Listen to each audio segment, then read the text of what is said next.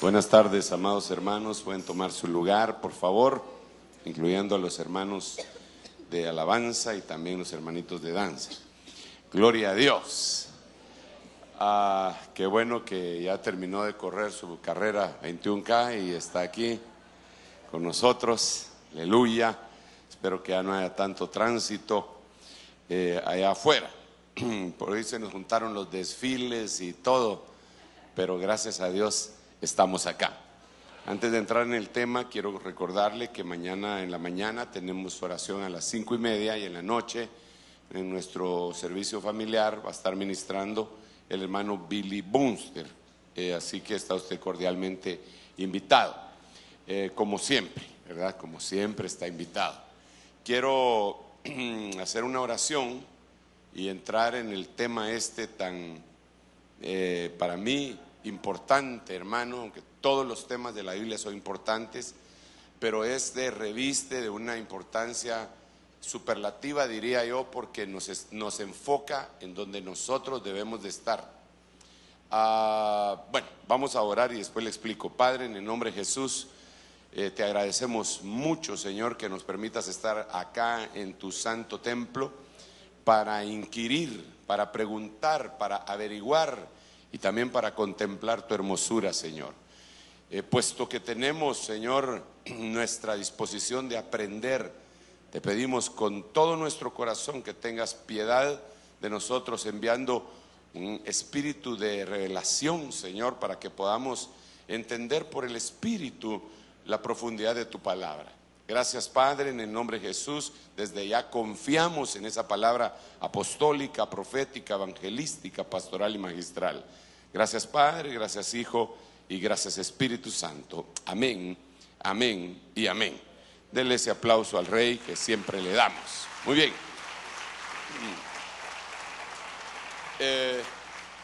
Hemos estado platicando desde ya hace algún tiempo, quizá unas 2 semanas, acerca de la restauración del tabernáculo de David. Lo retomamos para explicar algunas cosas del mismo.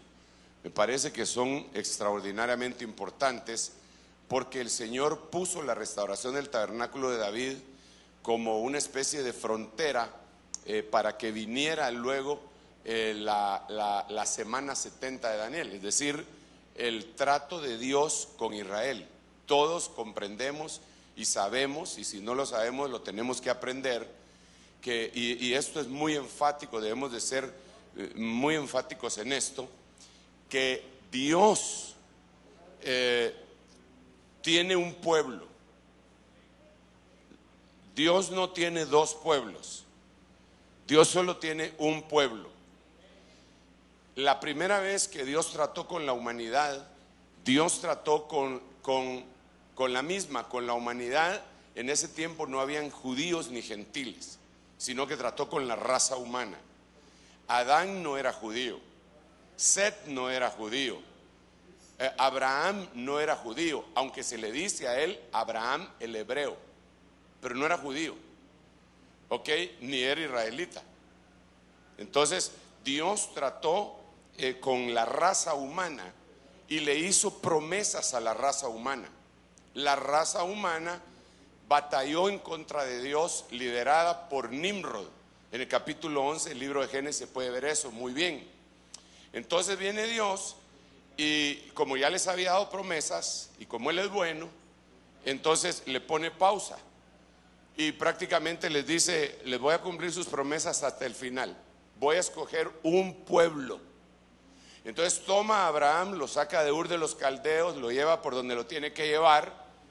Abraham le da un hijo sobrenaturalmente que se llama Isaac. Isaac tiene un hijo que se llama Jacob. A Jacob lo transforma en Israel, le cambia el nombre, y de Jacob vienen los 12 patriarcas, las 12 tribus de Israel, y ahí se forma el pueblo de Israel, que luego es cautivado en Egipto y es sacado, y en el desierto se hace su infraestructura política y aún religiosa, y después le da su terreno y le dice: tú eres mi pueblo. El problema es que Israel rechaza sistemáticamente a Dios. Y ya Dios lo tenía como su pueblo y tenía en pausa a la humanidad. Entonces viene Dios y le dice a Israel lo siguiente: ya no eres mi pueblo. Ya no eres mi pueblo. Ahora, esto no me lo estoy imaginando, está en la Biblia. Me da mucha pena porque mucha gente, cuando se habla de Israel, dice el pueblo de Dios, el pueblo escogido de Dios. Y efectivamente ellos eran pueblo escogido de Dios.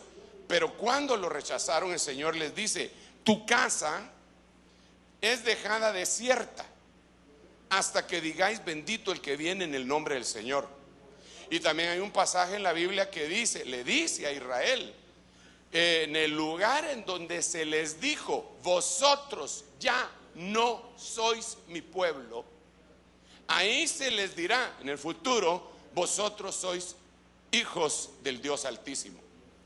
Entonces, además de eso, el Señor Jesucristo le dice a Israel, cuando les está hablando en parábolas, les dice: a ustedes les es quitado el reino y le es entregado a una nación que va a dar sus frutos. O sea, lo que estoy diciendo, hermano, no me lo estoy inventando, ni es una doctrina que yo la haya aprendido de algún libro o de alguna denominación, sino que eso está en la Biblia, es lo que yo leo en la Biblia, y más claro para mí no canta un gallo, ahí está bien claro.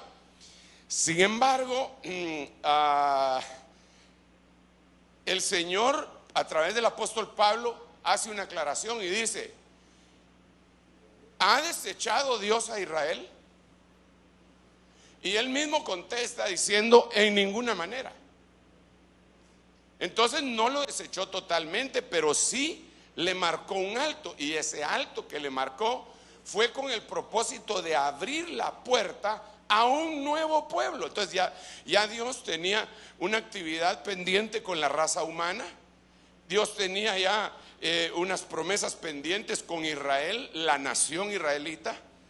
Y ahora viene Dios y levanta un pueblo nuevo que la Biblia dice que Él derribó la pared intermedia de enemistad y de los dos pueblos hizo uno. ¿Qué quiere decir esto? Que entre los judíos y entre los gentiles, Dios levantó un solo pueblo. Y a ese pueblo le dice: vosotros sois real sacerdocio, nación escogida, linaje escogido, santo, nación santa. Le dice: esa es la nación nueva. Entonces esta nación se llama la iglesia. Pero cuando se habla de la iglesia, ojo con esto, porque ahí es donde tenemos que encajar con lo del tabernáculo de David, cuando es como un paréntesis. Pero porque Dios tiene dos pueblos con los que todavía no ha terminado de trabajar. Uno es la raza humana y el otro es Israel. Entonces viene Dios, levanta este pueblo que es la iglesia, y Dios dice: ahora con ustedes yo voy a trabajar. Ustedes son los últimos y por lo tanto serán los primeros. Es decir, ustedes son los últimos con los que estoy trabajando y van a ser los primeros a los que les pague. Una vez que les pague a ustedes, entonces voy a volver a tratar con Israel, al que lo dejé en pausa, y le voy a empezar la semana 70 de Daniel. Entonces ahí ellos van a volver a ser mi pueblo, pero en este momento ustedes son mi pueblo. En otras palabras, tenemos que comprender esto muy claro, hermano, pero muy claro.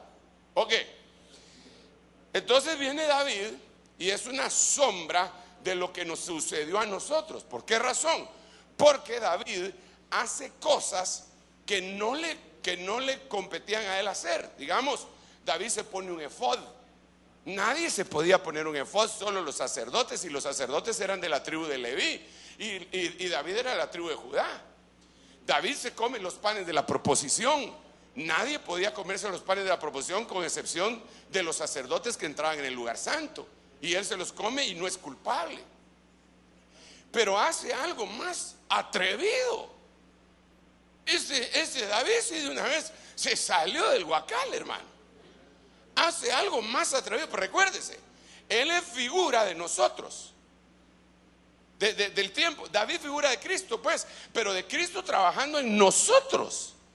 Eso para mí es extraordinario. Déjeme explicarle. En el antiguo tiempo, Dios mandó a hacer un arca del pacto que era la representación de la presencia de Dios. El arca del pacto la tenían que guardar en el tabernáculo de Moisés. ¿Sí está aquí conmigo, verdad? El tabernáculo de Moisés contenía muchas cosas en diferentes estadios del mismo. Digamos, estaba el atrio. En el atrio habían varias cosas, pero las que más se conocen era la fuente de bronce y el altar de bronce. En el orden, el altar de bronce y la fuente de bronce. Luego en el lugar santo estaba la mesa de los panes de la proposición, el candelero de oro y el altar del incienso. 3 cosas. Y por último, detrás del velo estaba el arca del pacto. Si alguien quería ver el arca del pacto, si alguien, repito, quería ver el arca del pacto, tenía, ay, hermano, primero tenía que ser sacerdote. Después tenía que ejercer en el lugar santo. Después de muchos años lo nombraban sacerdote para entrar en el lugar santo en donde estaba el pan, el candelero y lo que acabo de mencionar. Pero solo una vez al año, y solo uno de ellos podía entrar al lugar santísimo en donde estaba el arca del pacto. Y miren lo que hace David: se echa el atrio y se echa el lugar santo, hace una tienda y pone el arca. Aquí está su casa y aquí está el arca. Y cuando él salía a adorar, él no entraba ni al atrio en el lugar santo. Él se despertaba, me imagino yo, que se bañaba y se lavaba la boca. En ese tiempo no sé con qué, con carbón, sal, bicarbonato, no había, saber con qué. Y entonces llegaba y se metía directamente al lugar santísimo. Y no caía muerto. Y eso figura en nosotros, porque ahora dice la Biblia que nosotros tenemos libertad para entrar en el lugar santísimo por medio de la sangre del Cordero. Hermano, eso es impresionante. Eso a mí me deja impresionado. Entonces, después de esto volveré y levantaré el tabernáculo de David que estaba caído, restauraré sus ruinas y lo volveré a levantar. Está hablando de nosotros y dice: para que el resto de los hombres busque al Señor. Entonces hay una restauración del tabernáculo de David en donde hay una oportunidad para todos aquellos, sin importar la raza ni las costumbres. Dios abre la puerta y dice: venid a mí todos los términos de la tierra y yo os haré salvos, ¿verdad? Entonces aquí estamos nosotros. Algunos de nosotros tenemos diferentes orígenes. Algunos, el que está a la par suya, tiene cara de europeo y otro tiene cara de eurofeo.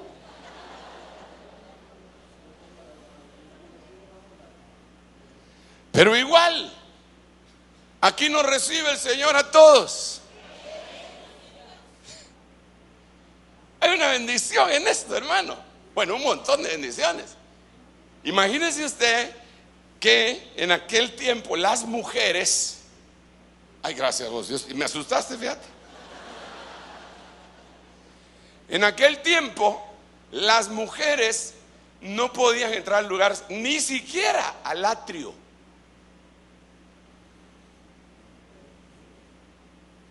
Mucho menos al lugar santo.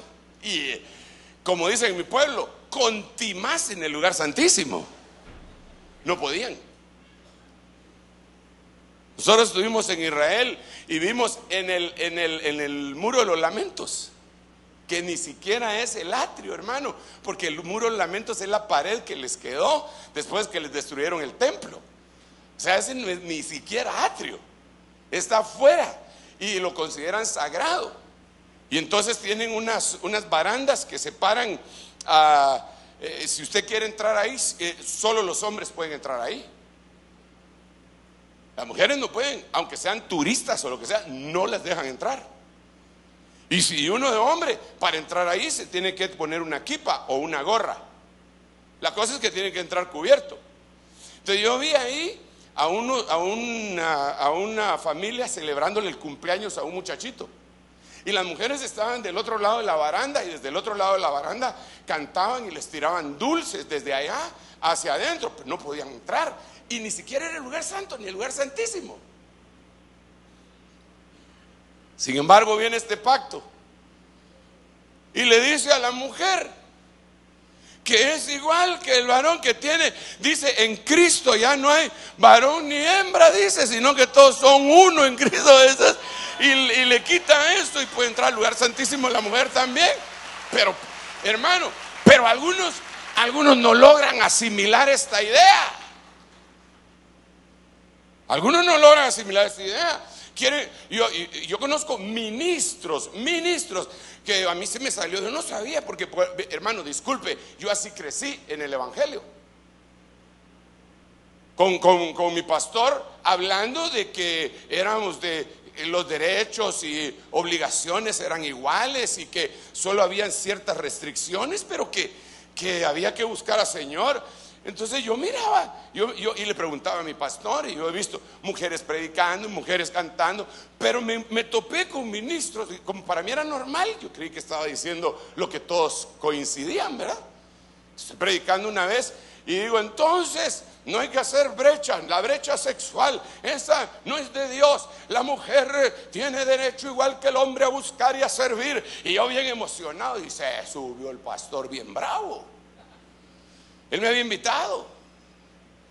Lo peor es que estaba yo bien lejos, en España. Entonces yo dije, si me echan de aquí me voy a tener que regresar nadando.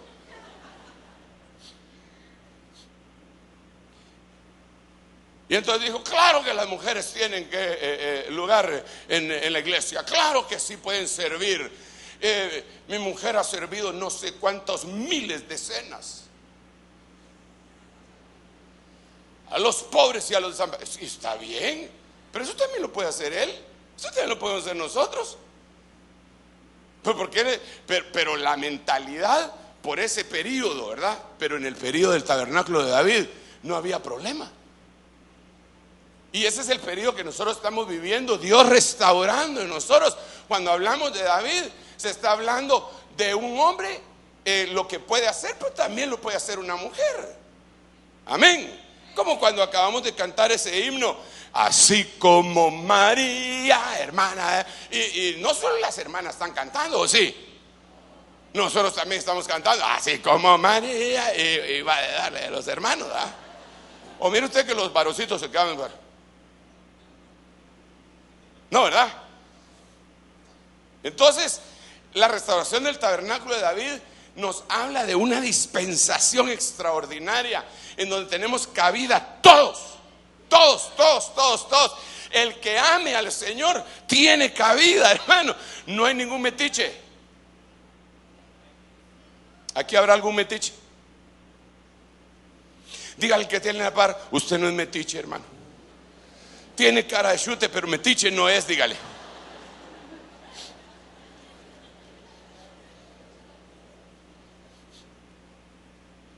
Entonces hemos estado platicando de esto, y perdone que otra vez vuelva a dar una introducción así, aunque no fueron las mismas palabras que utilicé en el pasado para explicar esto que estoy diciendo.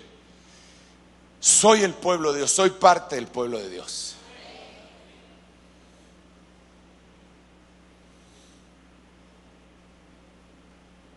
Ciertamente Dios tiene una promesa con Israel que dice, el que te maldiga yo lo maldeciré. ¿Sí o no? Pero ¿dónde está esa promesa?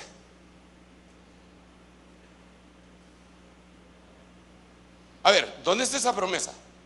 Usted, porque hermano, todos los cristianos tienen en la punta de la lengua esa promesa. Pero ¿dónde está? Sí, ¿qué libro? Abraham. Libro Abraham. Génesis capítulo 12. Léalo.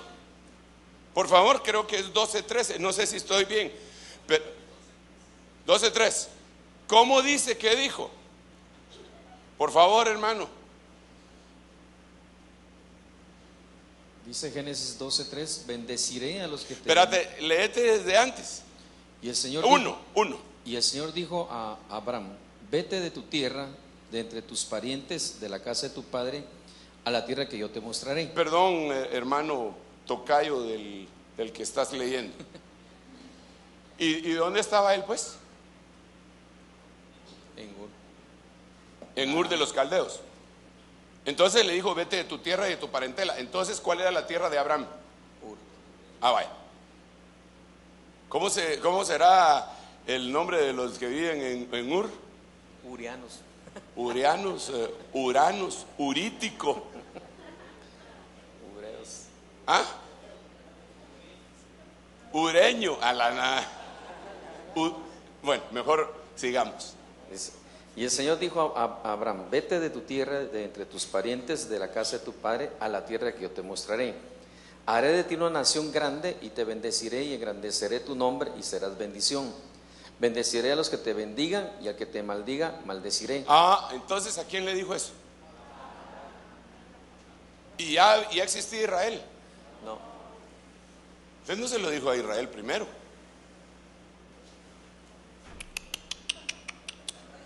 Se lo dijo a Abraham. Eso no me lo estoy inventando, eso está ahí. Y usted es hijo de Abraham.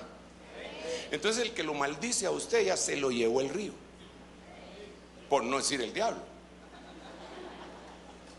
El que lo maldice a usted por ser hijo de Dios, por ser pueblo de Dios, por ser creyente, por ser cristiano, por ser discípulo, se metió en graves aprietos con el Señor. El Señor mismo se lo dijo al apóstol Pablo, le dijo: dura cosa te es dar cosas contra el aguijón. ¿Y por qué me persigues?, le dice. Y él dice: ¿y quién eres tú? Yo soy Jesús a quien tú persigues. ¿Y a quién estaba persiguiendo? A los cristianos.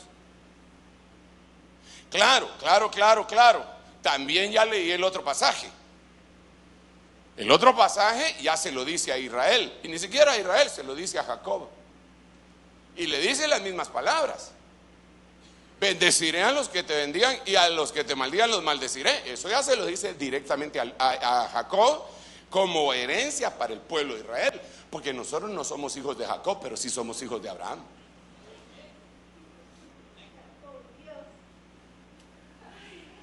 Al hermano, no, yo no sé si me está dando a entender, pero usted, al ser hijo de la fe, hijo de Abraham, a usted lo colocan en una posición sinceramente envidiable.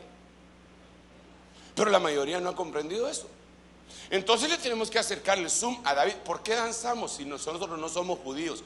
Y esas no son danzas judías, ni deberían de ser danzas judías.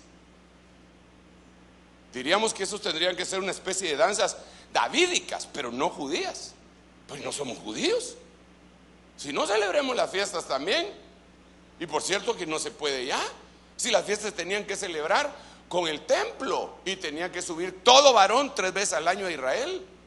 Nosotros no podemos hacer eso. El Señor lo cambió, y el Señor, tenemos que entender que el Señor cambió eso, hermano. No tenemos que confundir las instrucciones que el Señor le dio a Israel con las instrucciones que nos da a nosotros. Nosotros somos un pueblo aparte, pues no que nos creamos la mamá de los pollitos, pero sí somos distintos. Para empezar, no merecíamos nada, estábamos lejos de los pactos y de las promesas, y Dios, por su beneplácito y su misericordia, dijo: agárrenme a esos, lo peor del mundo, agárrenlo. Y ahí está usted.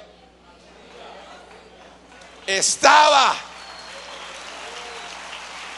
Usted ya no es lo peor del mundo.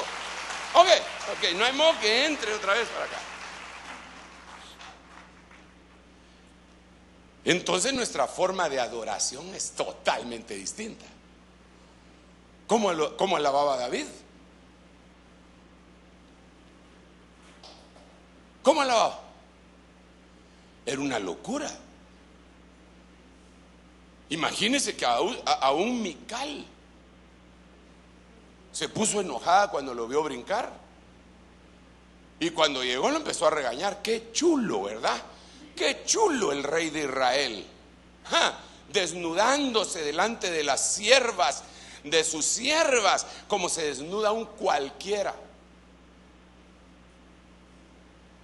Y David, ¿por qué le dijo así? ¿Qué cree que estaba haciendo David? ¿El paso del elefante? Así. No, hermano, iba el arca del pacto, iba la presencia del Señor, y David iba brincando. Aleluya, qué alegre que llevo esta arca, la llevo para mi casa. Aleluya, y brincaba. Yo no sé qué se imaginaba, pero brincaba con todas sus fuerzas, y él era guerrero. Y si era guerrero tenía que tener entrenamiento, y si tenía entrenamiento tenía fuerzas, y cuando brincaba con todas sus fuerzas, de plano que se le subía el manto, porque no usaban pantalón, y se le miraba todo.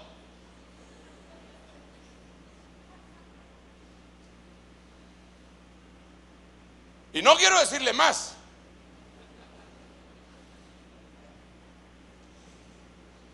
Pero la costumbre no era usar ropa interior. Los sacerdotes sí la usaban. Una ropa interior que no los hiciera sudar, pero los demás no usaban ropa interior. O sea que cuando él estaba brincando, hermano, a Mical se puso para balazos.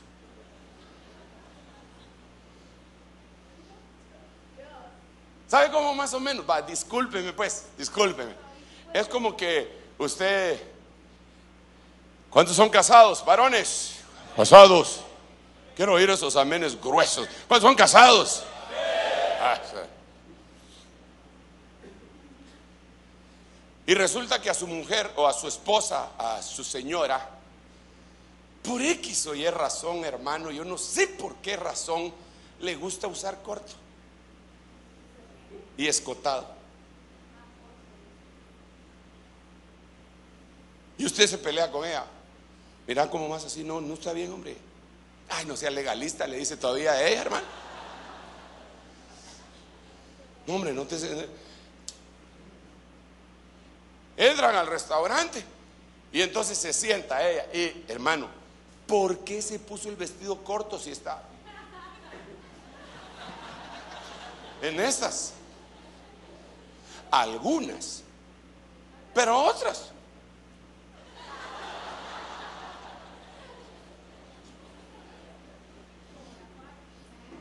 ¿Y el esposo cómo se siente? Sobre todo cuando mira las miradas de las otras mesas.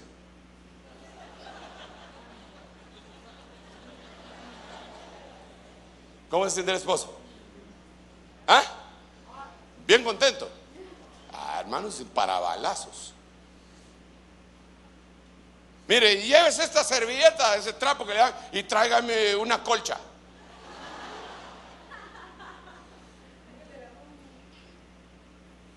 Así se sintió Mical cuando vio que David danzaba. Pero a él sí le fue la orquesta, dicen los muchachos, ¿verdad? Y brincaba. ¡Ah! Un loco.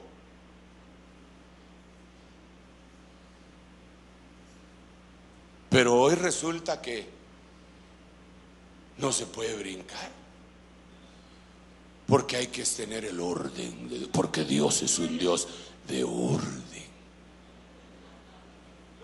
O si le hubieran dicho a David, si le hubieran dicho a aquel que estaba estrenando pies, que estaba junto a la puerta de la Hermosa en el templo de Jerusalén, así le hubieran ido a decir ellos: vos dejá de estar brincando, Dios es un Dios de orden, a mí qué me importa, le he dicho, yo estoy estrenando mis piernas.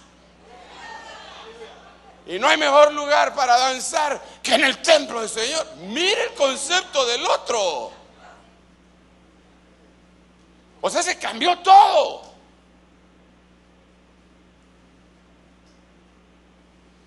Entonces, hermano, uno puede hacer el ridículo para los demás. Pero como David le dijo a Mical: yo no estoy danzando delante de las siervas. Yo estoy... y le tiró un cañonazo, hermano. Yo estoy danzando delante del Dios que quitó a tu tata de rey y me puso a mí. Se la bajó la moto.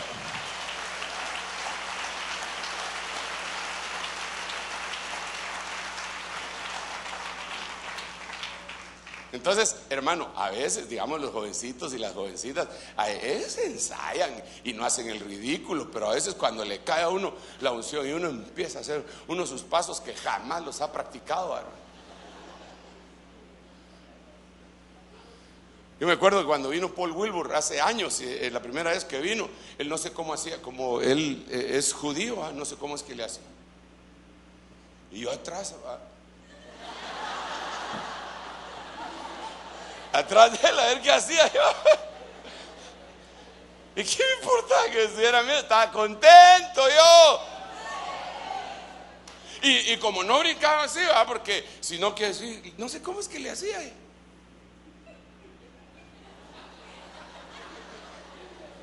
Pero a él le salía chilero. Pero la cosa es que la danza, la risa y el canto son expresiones de alegría. Una alegría que proviene de un corazón que ha sido agradecido, libertado. Y entonces se ríe, se carcajea, canta y de vez en cuando también danza.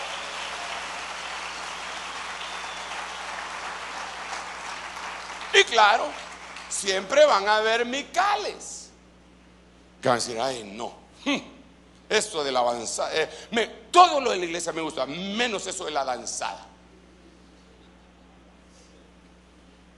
Ahí están danzando las hermanas y todo se les mueve. ¿Y usted por qué abre los ojos para estar? Pónganse a danzar y no va a ver que todo se les mueve.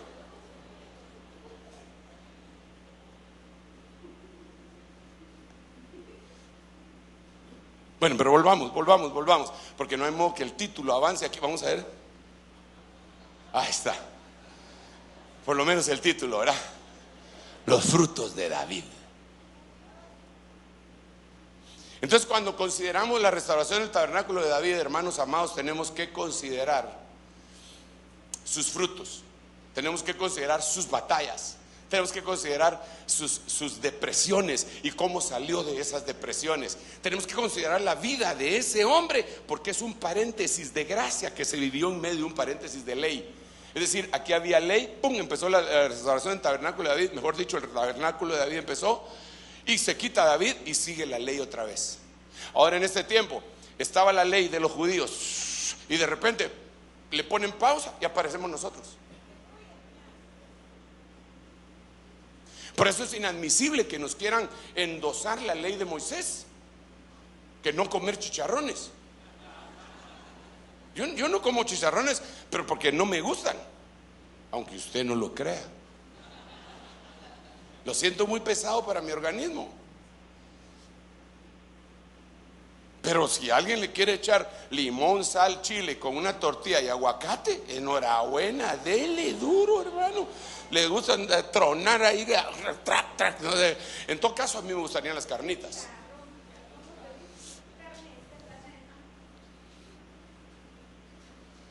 Pero hay hermanos que jamás ha entrado cosa inmunda por mi boca. Hermano, mire qué periodo de libertad que nos tocó vivir, tan lindo aún para la comida. ¿Sabe qué estaba prohibido en la ley de Moisés? Los camarones. ¿Usted sabe que los camarones son los basureros del mar? ¿A cuánto les gustan los camarones? Se comen toda la basura del mar.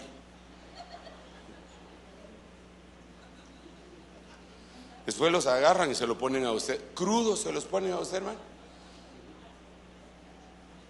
Con ketchup y chile y tomate picado, cebolla y no sé qué otras cosas. Y una galletita. Pero tiene libertad, no hay problema. Solo ora y no le va a hacer mal. Aunque eso para el colesterol dicen que es cardíaco. Bueno, este mensaje no son las dietas de David.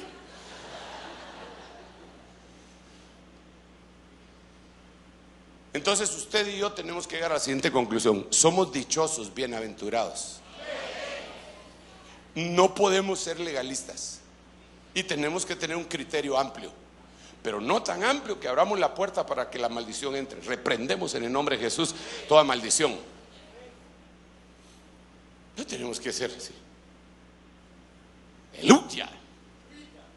Que si no, vamos a ser los talibanes cristianos, hombre.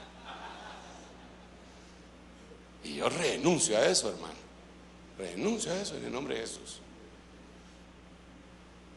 Hay demasiado legalismo todavía entre las iglesias. Y hay otros que se fueron al extremo del libertinaje. Y ahí andan abrazados ahí. Ya vengo de pecar de ese mundo. Y ahí siguen chupando. Yo conozco gente así, aunque usted no lo crea. Pero como yo no vine a hablar mal de ellos, sino que bien de David, entonces me quiero referir a algunas cosas que yo dije. Para hablar de David, del fruto de David, llegamos a la siguiente conclusión: los hijos son fruto. Los hijos son fruto. Y no necesariamente si un hijo es bien portado o mal portado, representa quién eres tú. Y puse ejemplos. El mejor padre que existe es Dios. Y Él dice en Isaías capítulo 1, hijos crié y los engrandecí, y ellos se rebelaron contra mí. Entonces, ellos no están representando la esencia ni la naturaleza del Padre. No lo están representando, pero son hijos. Pero lo que sí hacen los hijos es que son como un mapa para averiguar quién eres tú en este momento y quién eras tú. Yo le puse el ejemplo en la mañana de mi persona y le dije, los diferentes nombres que yo le puse a mi hijo variaron de las diferentes épocas que yo estaba viviendo. En la primera época, cuando vino el primero de ellos, yo le puse como a mí se me dio la gana. ¿Y qué? Así decía yo, ¿y qué? Y se opusieron, algunos se opusieron. No, pero ¿por qué? Porque yo quiero, ¿y qué? ¿Y cómo se llama? Sergio Guillermo Enríquez. Y si le podría, y le puedo poner Oliva antes del casado, le pongo Oliva también, pero no me lo toparon en el registro. ¿Qué quería decir? Que yo estaba en una actitud, número uno, machista, y número uno, de orgullo prepotente y a saber qué más, y egolatría. Yo ya pedí perdón. En la mañana pedí perdón, pero no estaba mi hijo, entonces hoy le pido perdón. Ahora que perdón, mi hijo, que te puse mi nombre, ¿qué podemos hacer? Va, aguantate ahora. Pero lo hice con amor también, mi hijo. O sea, yo estaba, mire, yo estaba orgulloso. Oh, sí, yo ya andaba orgulloso. Compré esos mamelucos, les dicen, esas cositas que le ponen a los chiricitos. Yo lo cargaba en mi carro y a todo el mundo le enseñaba, mire. ¿Y eso qué hice? Voy a ser papá. Algunas se cortaban las venas. Ah, no, eso no es cierto.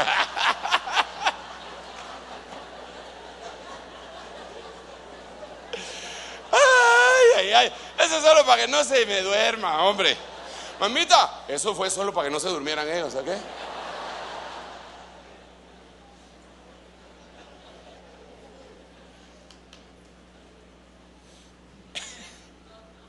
Pero después, años después, yo ya estando en Cristo, estudiando la palabra, ¡pum! Mi esposa estaba esperando bebé y en ese tiempo no se sabía, le contaba a los hermanos de la mañana, no se sabía cómo hacer para determinar qué sexo tenía el niño que iban a nacer. Entonces yo no sabíamos, pero el Espíritu me habló y me dijo, el niño que va a nacer, le vas a poner por nombre Joel. Entonces ya determinaba el estadio de mi vida. ¿Ok? Y el primer nombre, Pablo, ese también determinaba el estadio de mi vida, porque entonces yo ya consulté con la familia. Y entonces me dijeron, pongan la hermana, ahí está, la hermana empezó ahí a ponerle Pablo. ¿Por qué? Le digo yo, si no hay ningún Pablo en nuestra familia. Pero Pablo, sí, Pablo me parece bien. Entonces ya las tomaba en cuenta. Entonces ya se mira, no él como fruto de lo que yo soy, sino de la etapa que yo estaba viviendo en ese momento. ¿Ok? Esto es muy importante para el mensaje. ¿Por qué razón? Porque David tuvo 19 hijos con diferentes esposas. Y aparte de eso, tuvo un número indeterminado de hijos con concubinas. Yo calculo que con facilidad él tuvo unos 40 hijos. Pero los que la Biblia reporta son 19.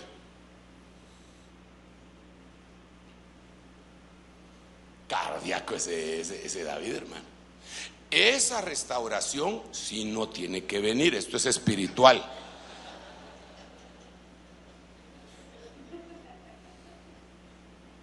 Entonces, otra de las cosas que me impresionó, estoy tomando así espiguitas, es que David tuvo 6 hijos.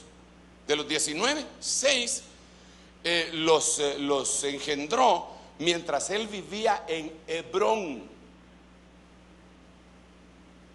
En Hebrón él reinó 7 años y medio. Y los otros 13 hijos los tuvo mientras él estaba en Jerusalén.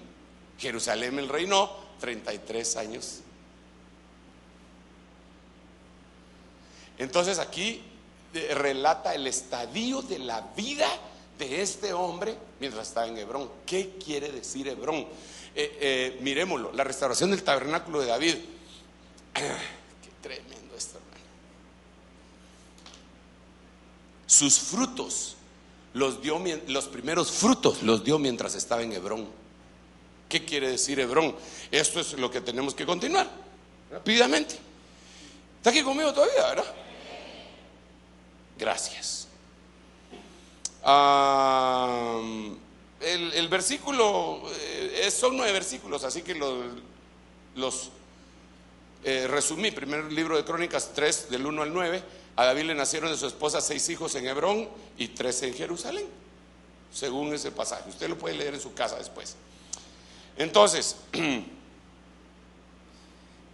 primero los tuvo en Hebrón. Hebrón quiere decir trono de asociación.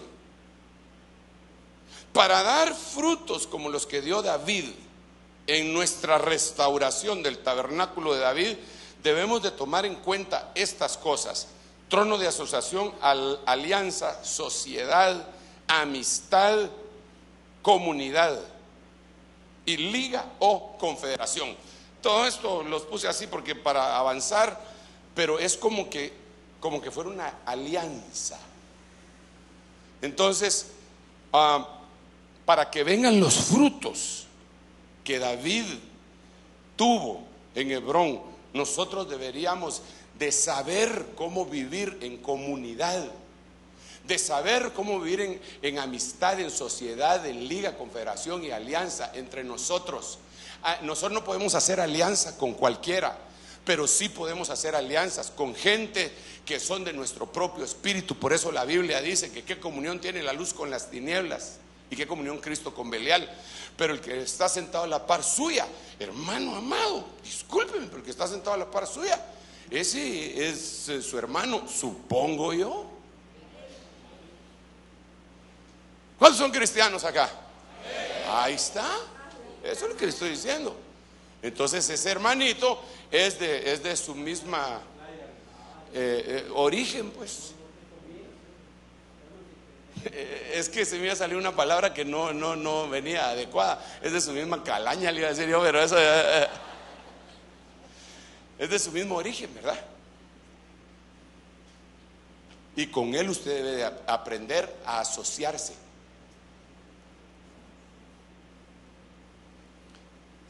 ¿Cómo sería lindo en el principio del ministerio pastoral en este lugar? Yo quería que sacáramos un listado de todos los oficios que tenían los hermanos para que nos apoyáramos mutuamente. Si había un ojalatero, pues que fuera hermano, y necesitábamos un ojalatero, pues que todos acudiéramos a él y lo bendijéramos. Había un zapatero, hermano, que dicen que son oficios que ya pasaron de moda, y le lleváramos todos los zapatos a él, ¿verdad? Y que nos hiciera él todos los zapatos, y entonces lo bendecíamos. Pero la gente no entendió este principio de Hebrón, porque Hebrón también quiere decir amistad, y lo primero que hacían era: usted es zapatero, ¿verdad, hermano? Aleluya. En vez de decirle lo voy a bendecir, le decían: mire, y como usted es hermano, ¿en cuánto me va a dejar los zapatos?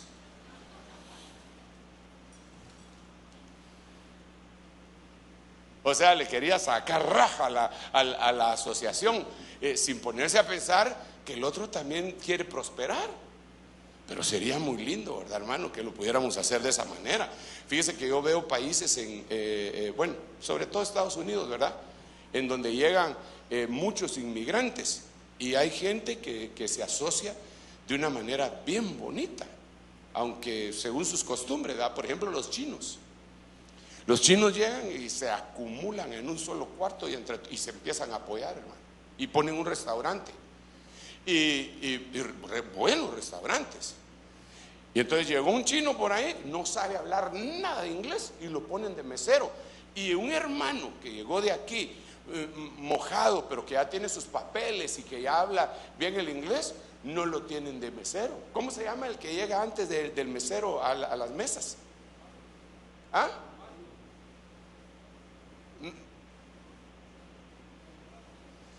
Yo me recuerdo que alguien me dijo palero, algo así. ¿Ah? Garrotero, ¿verdad? Algo así era. ¿Ah? Pero you speaking in English, bro.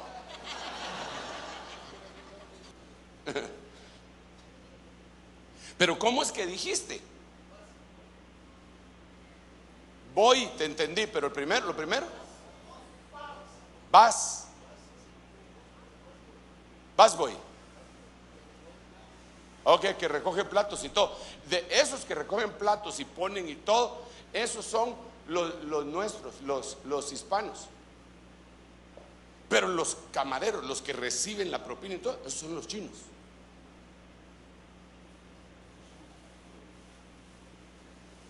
La vez pasada nos atendieron en un restaurante de San Francisco, California, que el hermano me dijo: le voy a llevar a un lugar, hermano. ¿Y era que le gusta la comida china? Sí, le dije yo, solo hay que reprender a todo dragón y Buda y algunas otras potestades y entrémosle. Lo voy a llevar, y me llevó. Y había una chinita que de plano que se acababa de bajar del barco y nos hablaba, hermano. Yo me sentía gringo ahí. ¿What? Y la tenían de mesera. Se apoyaban entre ellos. Pero ¿sabe qué hacemos nosotros? Ya no hablemos allá. Aquí en la iglesia, un montón de hermanos: yo con cristianos no quiero nada. Yo solo voy a la iglesia a oír la palabra y a hacer cánticos al Señor, pero yo con cristianos no quiero nada. Sí, entonces no estás en Hebrón. Sí, entonces no estás en alianza, entonces no estás en amistad.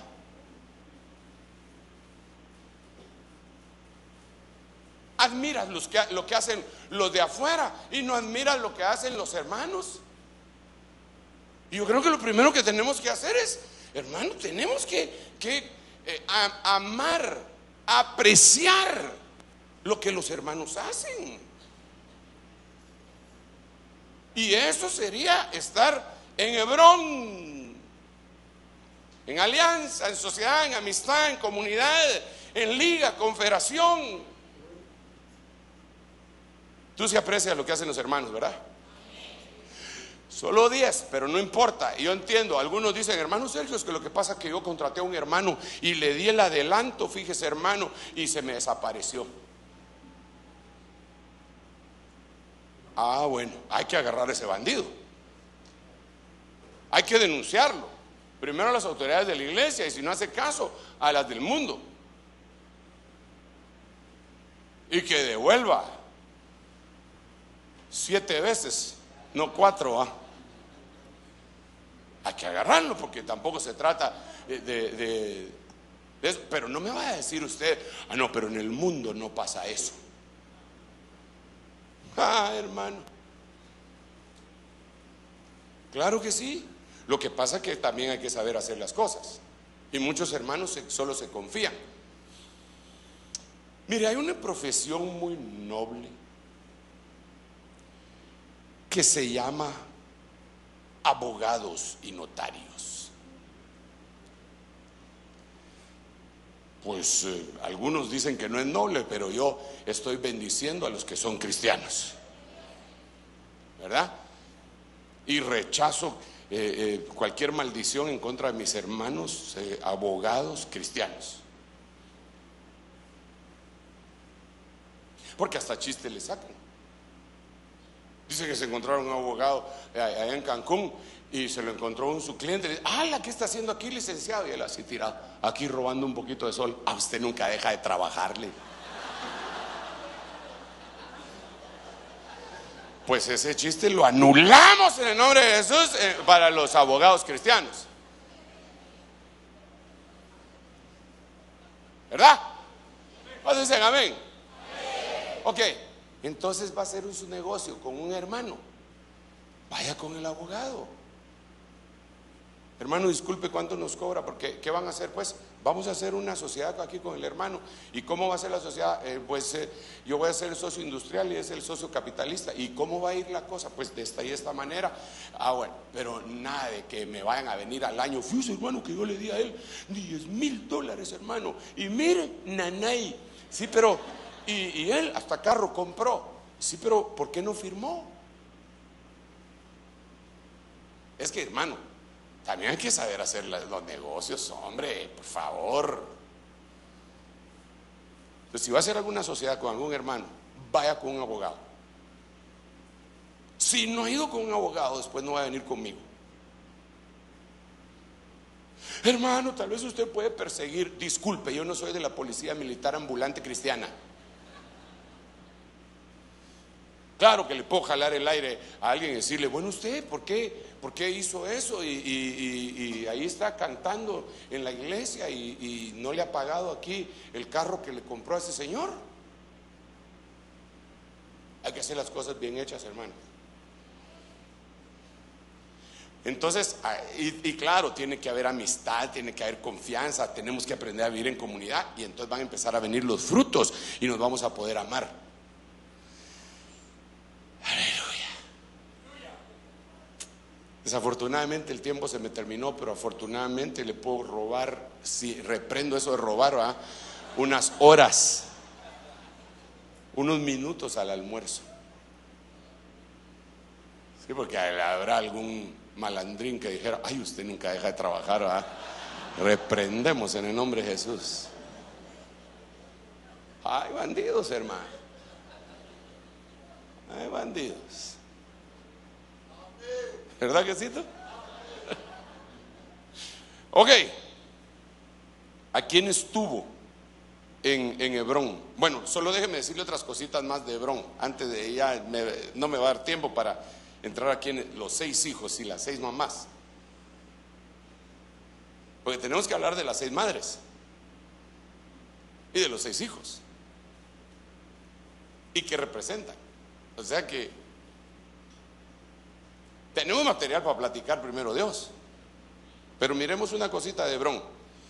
Génesis capítulo 13, verso 18. Abraham, entonces Abraham, hay muchas cosas que decir de Hebrón, pero yo solo me voy a detener en 2. Entonces Abraham mudó su tienda y vino y habitó en el encinar de Mamre, que está en... Y ahí edificó un altar. Una cosa que nosotros tenemos que recordar es que Abraham jamás edificó una ciudad. ¿Cuántas ciudades edificó Abraham? ¿Cuántas edificó Nimrod? ¿Cuántas? Sí, ahí está, que empezó en Nínive, ahí está en Génesis capítulo 11. Génesis 11, le damos Génesis 11 para que mire cuántas construyó Nimrod. Y Abraham nunca construyó una ciudad, hermano. Nunca. Mientras lo buscan ustedes, ¿sabe por qué le decían a Herodes, aquel maligno, Herodes el Grande? ¿No sabe? Porque había hecho grandes construcciones. O sea, no todo el que hace construcciones es Bob el constructor. Bob el constructor es buena gente, hermano. Pero no todos los que construyen, algunos construyen por otras razones. ¿Lo tienen ahí? Sí. Léete. Génesis capítulo 10, versículo 9 en adelante voy a leer. Este fue vigoroso cazador delante de Jehová, por lo cual se dice así como Nimrod, vigoroso cazador delante de Jehová. Y fueron cabeceras de su reino Babel, Erec, Accad y Calne, ciudades en la tierra de Sinar. De esta tierra salió para Asiria y edificó Nínive, Rehoboth, Cala, Resén en Nínive y Cala, la cual es la gran ciudad. 9. Hermano, discúlpeme, decir 9 es fácil. Pero ¿usted ha edificado alguna ciudad alguna vez?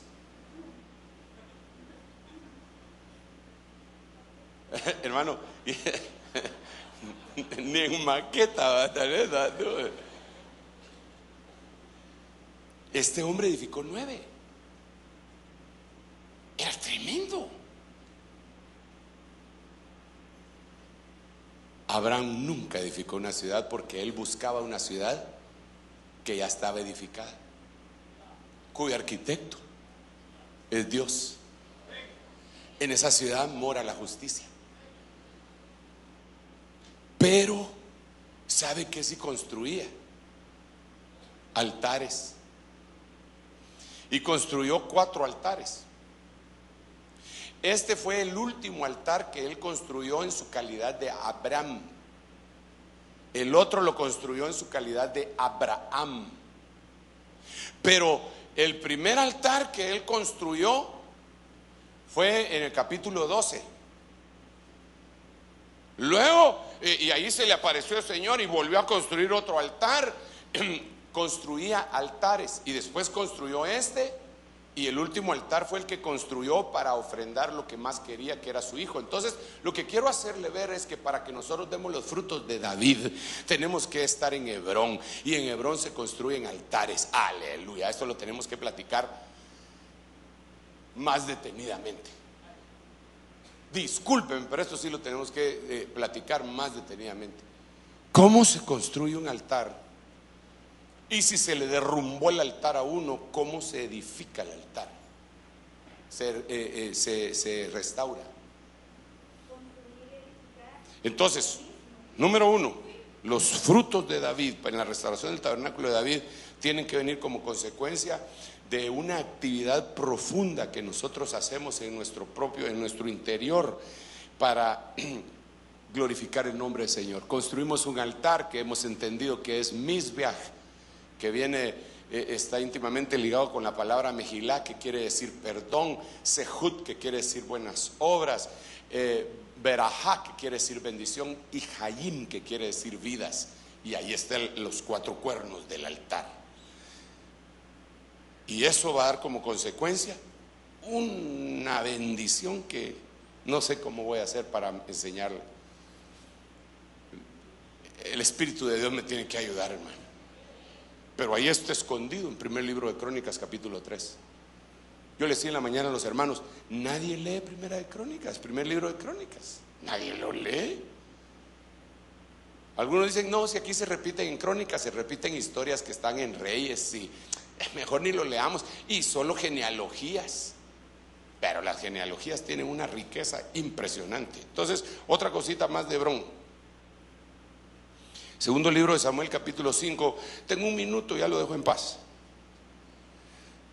Segundo libro de Samuel, capítulo 5, verso 3. Vinieron pues todos los ancianos de Israel al rey en Hebrón, y el rey David hizo un pacto con ellos en Hebrón. Qué casualidad, en Hebrón, donde se hacen alianzas, pactos, ahí en comunidad, hicieron un pacto delante del Señor. Y luego ungieron a David como rey sobre Israel. Aleluya. Lo tremendo de esto es que a David lo ungieron 3 veces como rey. La primera vez lo ungieron enfrente de sus hermanos y está en primer libro de Samuel. La segunda vez, ya en el segundo libro de Samuel, el capítulo 2, lo ungen, pero ya no delante de sus hermanos, sino que lo ungen delante de una de la tribu. Y la última vez lo ungen ahí todo Israel. Entonces, como lo están ungiendo como rey, es como que si nosotros le estuviéramos diciendo al Señor, tú eres nuestro rey, vamos a restaurar el tabernáculo, vamos a participar en la restauración del tabernáculo de David para tener los frutos dignos de esa restauración, pero lo vamos a hacer reconociendo tu reinado, vamos a reconocer tu señorío, tú eres mi Señor, tú eres mi amo, mi Dios, tú dices rana y yo salto.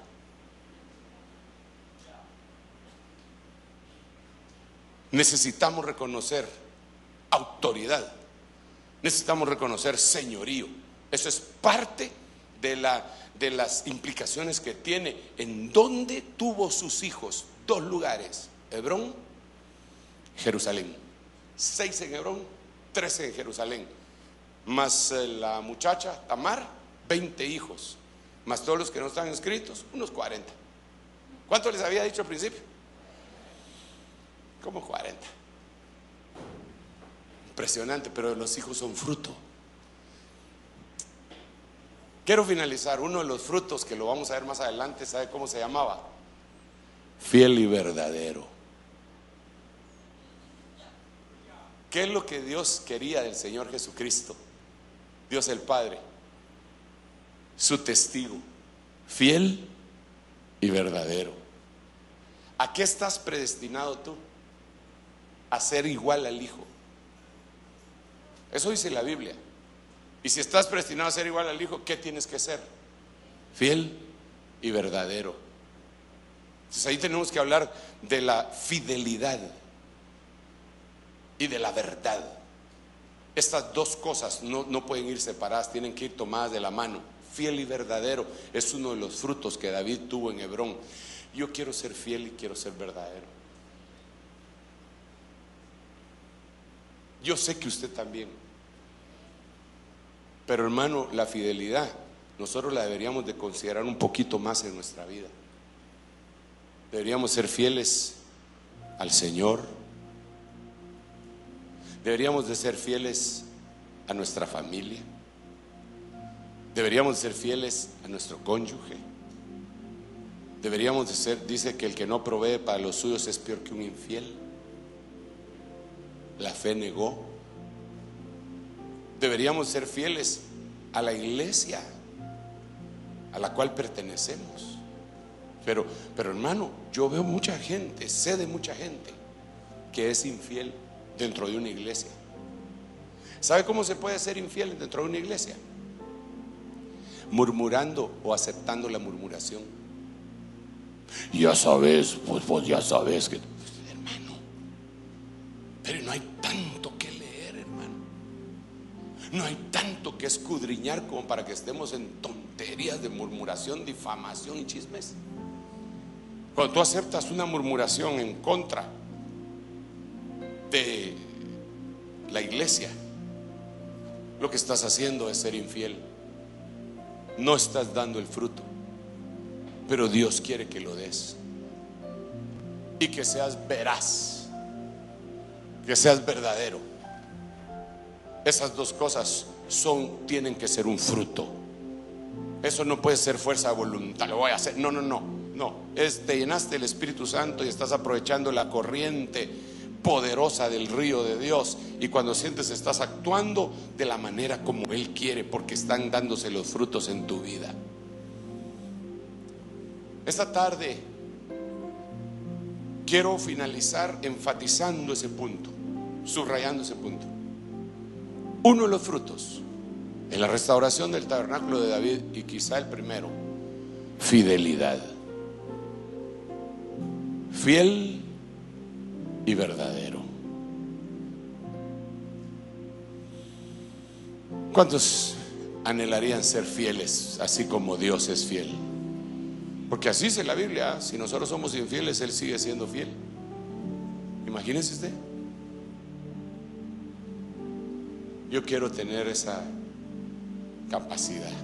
Sé que de alguna forma como humano quizá no he dado la talla completo, pero ese es un fruto en Hebrón y lo quiero hacer con todo mi corazón. Los que me quieran acompañar, hagamos una oración. Señor, estamos en esa restauración, tabernáculo de David, y los frutos que Él dio, que salieron de sus entrañas, en el estadio en el que Él estaba y les puso nombre, esos frutos queremos dar bajo ese nombre, no bajo las actitudes de esos hombres que posteriormente conocemos, Señor, sino el significado fiel y verdadero. trae sobre nosotros la capacidad de parte tuya de convertirnos en hombres fieles, y en el caso de las hermanas, mujeres fieles. Atrae un espíritu de fidelidad sobre esta congregación, Señor. Te lo ruego con todo mi corazón. Atrae un espíritu de fidelidad que nos aleje de la idolatría y del pecado, y que podamos darte la gloria a ti, ser fieles a ti en cualquier momento de nuestra vida, así como este hombre fue fiel en medio de la persecución. Cuando lo asaetearon, cuando lo persiguieron, permaneció fiel. Así queremos ser fieles y verdaderos, porque sabemos que tú amas la verdad. En lo íntimo y en lo secreto nos harás conocer sabiduría. En el nombre de Jesús, en el nombre de Jesús, haz tú la obra, Señor.